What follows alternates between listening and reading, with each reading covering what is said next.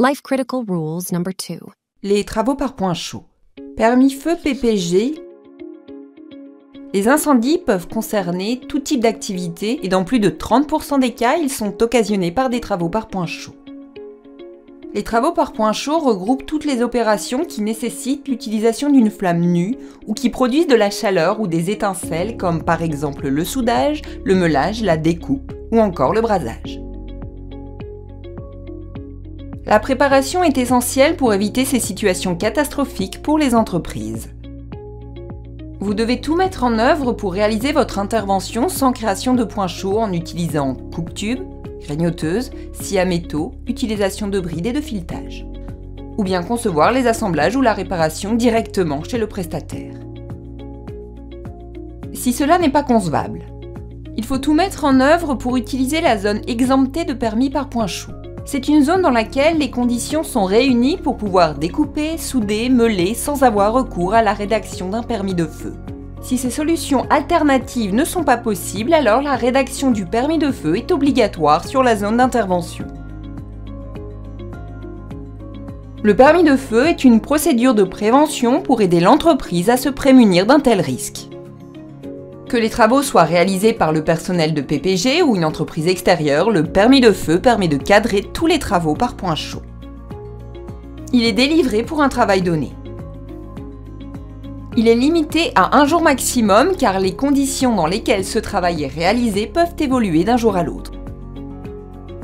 Complété par la personne autorisant les travaux et le responsable de la zone et signé par toutes les parties. Le permis de feu doit être réalisé avant le début du travail et liste les mesures nécessaires à sa bonne exécution. Avant le début des travaux, analysez la zone de travail. Pour rappel, lorsque cela est possible, le travail par point chaud doit être réalisé dans la zone exemptée de permis par point chaud ou à l'extérieur à plus de 11 mètres des bâtiments avec autorisation du donneur d'ordre.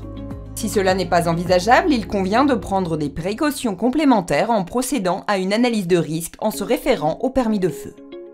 Établir un périmètre de sécurité d'une sphère d'au moins 11 mètres autour de la zone de travail au sol et en hauteur. Nettoyer et évacuer.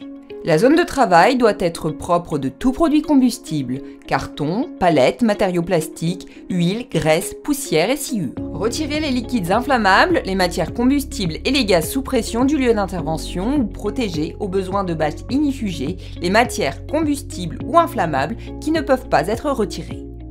Supprimer les atmosphères explosives et ventiler si nécessaire. Protéger au besoin de bâches inifugées tous les produits à risque qui ne peuvent pas être éloignés, les éléments de construction combustibles et les ouvertures. Baliser la zone et informer le personnel travaillant à proximité de la zone.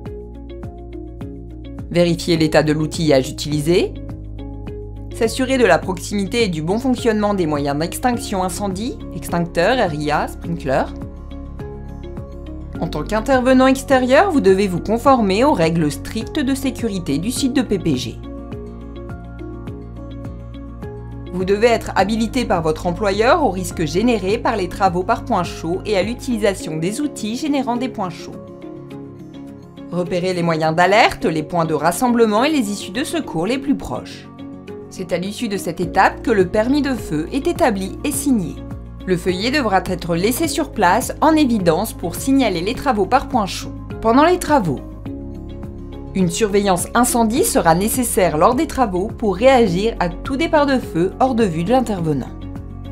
Après les travaux, poursuivre la surveillance. Cette surveillance doit être prolongée en continu de 30 minutes à 1 heure après le travail par point chaud, puis par des rondes consignées toutes les heures pendant 3 heures. Tout système de détection ou d'extinction incendie mis hors service pendant les travaux devront être remis en service. À la fin de ces 3 étapes, si tout est en ordre, le permis de feu est alors terminé et devra être archivé. Pour toute question, contactez votre donneur d'ordre. Un QCM va maintenant vous être proposé.